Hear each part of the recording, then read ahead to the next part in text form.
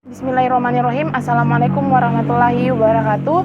Saya atas nama Dewi Sinta dari kelas IP3C Program Studi Ilmu Pemerintahan. Video ini saya buat untuk memenuhi tugas akhir dari mata kuliah Tata Kelola Pemerintahan.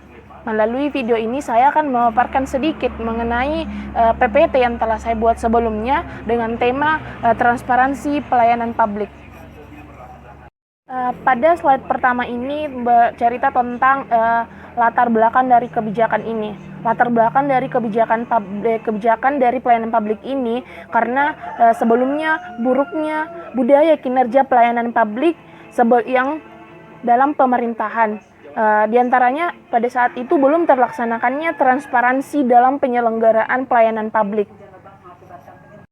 Lanjut, pada slide berikutnya, kebijakan pemerintahan untuk mengembangkan transparansi pelayanan diatur oleh dalam Kemenpen nomor Cap /26/MPAN/2/2004 pada tanggal 24 Februari 2004 tentang petunjuk teknis, transparansi dan akuntabilitas dalam penyelenggaraan pelayanan publik.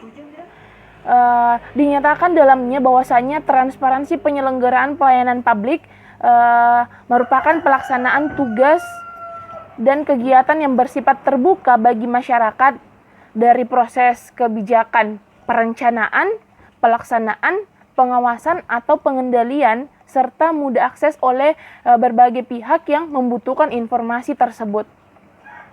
Pada slide selanjutnya yaitu tentang transparansi.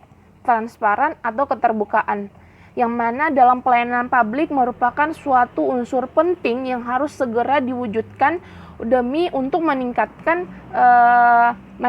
keberhasilan dalam pelaksanaan otonomi daerah dan juga untuk memenangkan persaingan di era globalisasi seperti sekarang ini.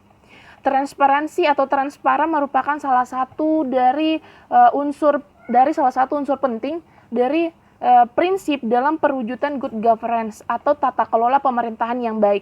Good governance dan otonomi daerah adalah dua konsep yang saling berkaitan dan berinteraksi dan dalam suatu korelasi yang bersifat positif.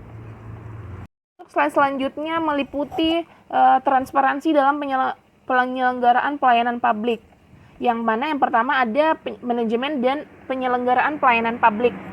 Transparansi terhadap manajemen dan penyelenggaraan pelayanan publik meliputi kebijakan, pencapaian, pelaksanaan, dan juga pengawasan oleh masyarakat. Kegiatan tersebut harus diinformasikan dan mudah untuk diakses oleh masyarakat untuk mendapatkan informasi. Ini ada prosedur pelayanan yang mana merupakan proses atau tata kerja yang berkaitan satu sama lain, sehingga menunjukkan adanya tahapan secara jelas dan pasti, serta cara-cara yang harus ditempuh dan dalam rangka menyelesaikan suatu pelayanan, serta diwujudkannya dalam bentuk bagan air atau flow chart yang dipampang dalam ruang pelayanan. Slide selanjutnya ada metode pencapaian pelayanan publik yang transparansi. Adapun poin-poinnya, yang pertama itu dukungan kebijakan yang kondusif. Selanjutnya ada budaya kerja yang tidak kaku dan pola pelayanannya yang fungsional. Selanjutnya ada pengawasan dan sanksi yang tegas, yang intensif, dan juga ada selanjutnya komitmen pegawainya yang tinggi. Selanjutnya ada ketersediaan teknologi yang memadai untuk kelancaran daripada pelayanan publik.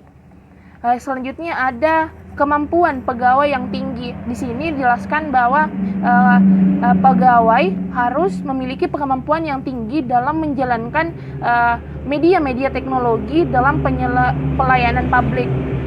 Selanjutnya ada dukungan dan kesadaran warga.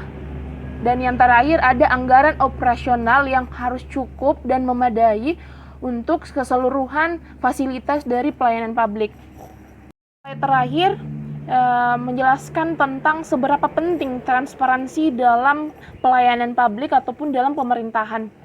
Transparansi merupakan suatu konsep yang penting dan akan semakin penting seiring dengan semakin kuatnya keinginan untuk mengembangkan praktik good governance pada pemerintahan. Good governance ini mensyaratkan adanya transparansi dalam proses penyelenggaraan pemerintahannya secara keseluruhan, dengan memberi kesempatan kepada masyarakat luas untuk mengetahui informasi-informasi apa saja yang mengenai dalam proses penyelenggaraan pelayanan.